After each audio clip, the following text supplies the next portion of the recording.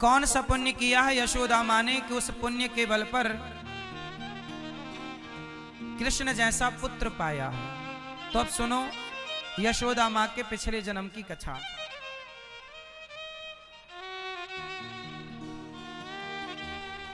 यशोदा माँ ने कौन सा पुण्य किया कि कृष्ण जैसा बेटा मिला?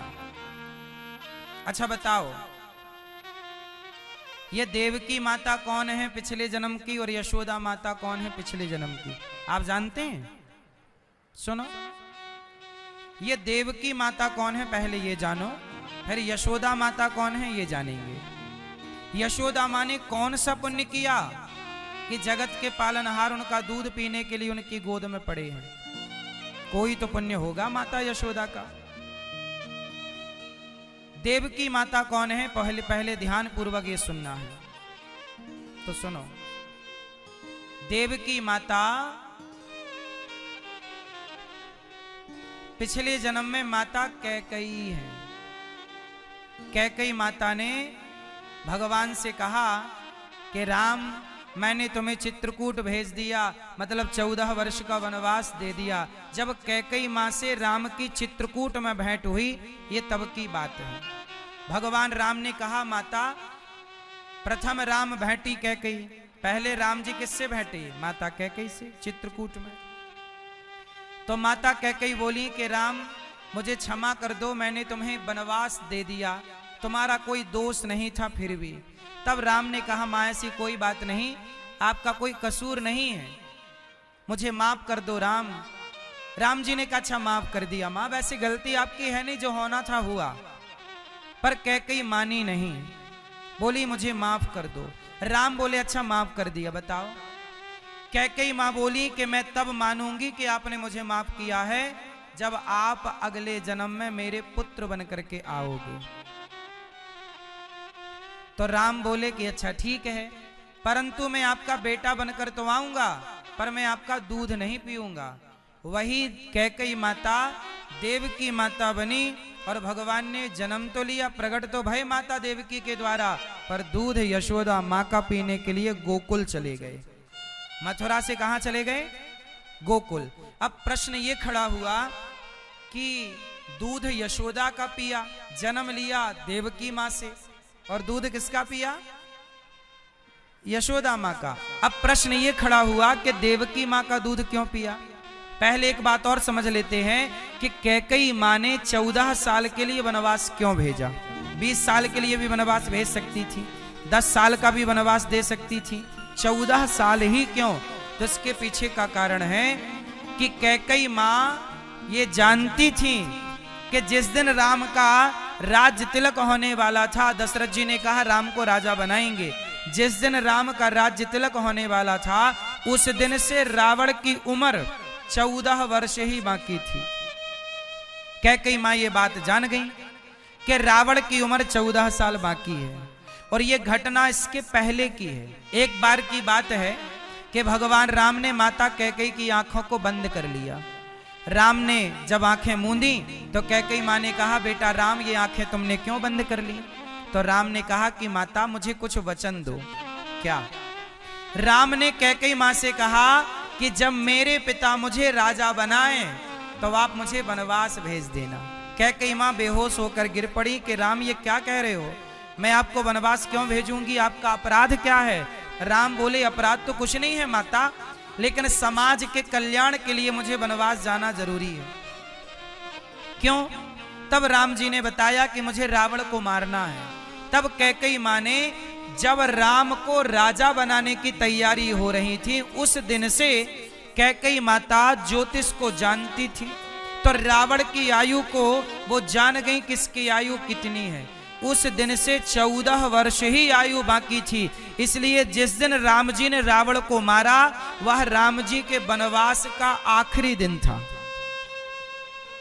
राम जी ने जिस दिन रावण को मारा वह राम के वनवास के 14 वर्षवे का आखिरी दिन था। इसलिए जिस दिन राम जी ने रावण को मारा उसी दिन राम ने पुष्पक विमान पर बैठ करके अयोध्या की यात्रा की, मतलब वापस आ गए।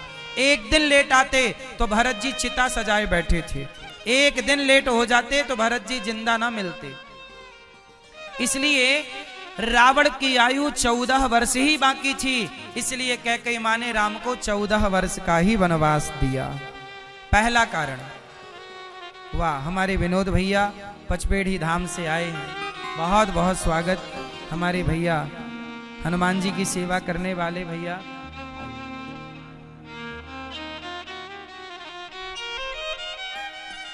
तो राम जी की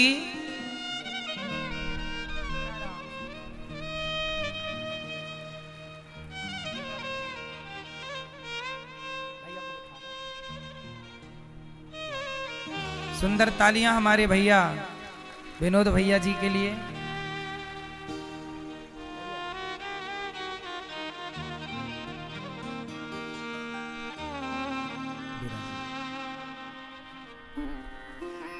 पचपेढ़ी मैं भी कुछ दिन वहां रहा और हनुमान जी की सेवा करने का मुझे भी सौभाग्य मिला। ये हमारी नर्मदा मैया है, बलराम यादव जी के द्वारा नर्मदा मैया, जय जय। स्वागत, सब विराजे, सभी संत जन महापुरुष।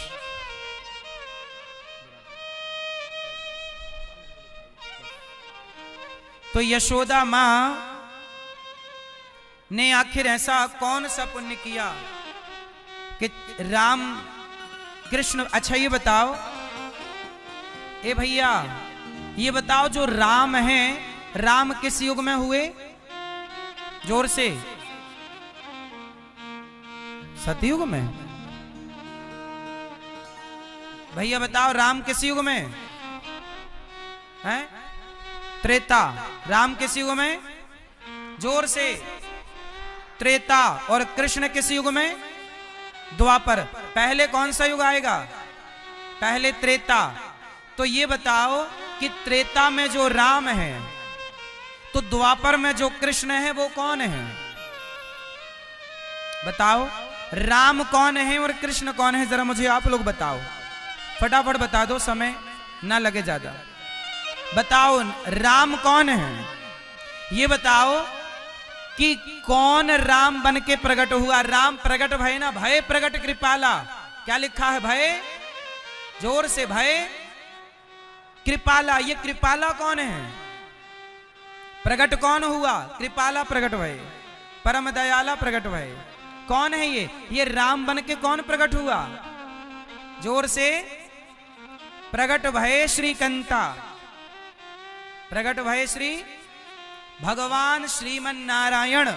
भगवान नारायण ही त्रेता में राम बने और राम बनकर कुछ काम प्रभु ने किया, और राम के जितने काम अधूरे रह गए, राम के अधूरे काम पूरे करने के लिए राम को अगली बार कृष्ण बनकर के प्रकट होना पड़ा। हमारे भगवान श्री कृष्ण ने क्या किया? राम के अधूरे काम पूरे किए। चलो बताओ, राम के वो कौन कौन से काम हैं जो अधूरे थे? राम के समय पर त्रेता में राम जी ने कुछ काम पूरे त्रेता में नहीं कर पाए, राम के द्वारा कुछ काम बाकी रह गए, जिन कामों को पूरा करने भगवान को फिर आना पड़ा। बताओ वो कौन कौन से काम थे? उत्तर दो मेरी मां। सुनो, ये छोटी सी चर्चा है, ध्यान से सुन लो, समझ में आएगी आपके, काम की है आपके, ध्यान से सुनो। त्रेता में हमारे भगवान राम क्या लीला बाकी थी? सुनो, जब राम ने बाली को मारा, किसको मारा? तो बाली बार बार क्या बोला? कारण कवन नाच मोहि मारा, कारण कवन नाच मोहि मारा, मैं बैरी सुग्रीव प्यारा।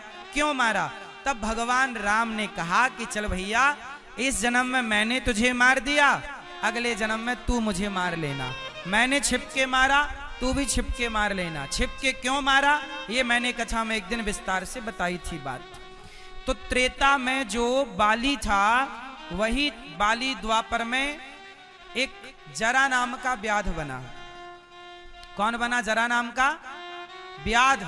और जरा नाम के व्याध ने भगवान कृष्ण के चरणों में बाण मारा, छिप करके मारा। तो भगवान ने उन्हें छिपके मारा, उसने प्रभु को छिपके मार लिया, हिसाब हो गया बराबर। ये एक भाव है। है ना। बाकी संत जन कहते हैं कि प्रभु के हाथों बाली मुक्त हो गया, फिर उसका पुनर्जन्म नहीं हुआ। ये भी एक भाव संतों का अपना अपना मत है। अब दूसरी बात सुनते हैं कि भगवान राम का वो कौन सा काम था जिसे पूरा करने भगवान कृष्ण आए। तो सुनो, राम से ब्याह करने आई थी सूपनखा। कौन आई? जोर से। सूपनखा कौन थी? रावण की। जोर से। रावण की बहन थी। सूपनखा को राम से क्या हो गया? प्यार। सूपनखा को राम जी से क्या हो गया? प्रेम हो गया। क्या कहती है? तो सम पुरुष नमो सम नारी। अच्छा ये बताओ, सूपनखा राम से प्रेम करके सही कर रही है कि गलत कर रही है? कह रही है हमसे ब्याह कर लो। बताओ, सूपनखा राम से विवाह करना चाहती है तो सूपनखा सही है कि गलत है? जोर से बोलो मेरी मां। क्या राम से विवाह करना गलत है? कोई स्त्री राम से विवाह करना चाहे तो क्या गलत है मेरी मां? मीराबाई ने भी तो भगवान से विवाह करना चाहा ना। मीरा ने भी तो पति के रूप में भजाना, मेरे तो गिरधर गोपाल दूसरो ना कोई।